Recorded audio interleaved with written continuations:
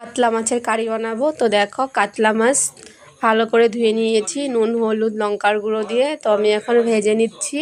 তারপর দেখো টমেটো কাজু বাদাম আদা রসুন কাঁচা লঙ্কা পেঁয়াজ টমেটো, তারপর ছিল কাজু বাদাম ওয়াটারমেলন সিড তিল ছিল, সব একসঙ্গে আমি পেস্ট করে নিলাম। তো কড়াইতে দেখো একটু জিরে দিয়েছি গোটা এলাচ আর পেঁয়াজটা লাল করে ভেজে নিলাম।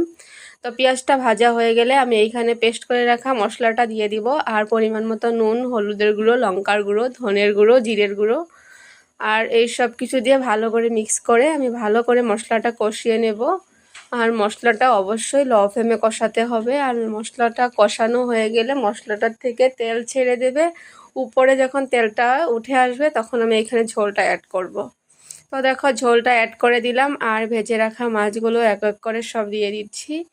তো মশলাটা কষানো হয়ে গেছে। তো আমি এটা বেশি জাল করব না, অল্প সময় ঝোলটা ফুটিয়ে নেব। আর পরিমাণ মতো জিরের গুঁড়ো দেব আর কেশর মেথিটাও দিতে পারো। আমি বাড়িতে যে সিক্রেট মশলাটা বানিয়েছি ওই মশলাটা দিয়ে দেব আর নামিয়ে ফেলবো। এটা কিন্তু গরম গরম ভাতের সঙ্গে খুব ভালো লাগে। আজকে ভাই এসেছে তাই আমি তিলের এই তরকারিটা বানিয়েছি। তোমাদের ভালো লাগলে বাড়িতে ট্রাই করো। Bye bye.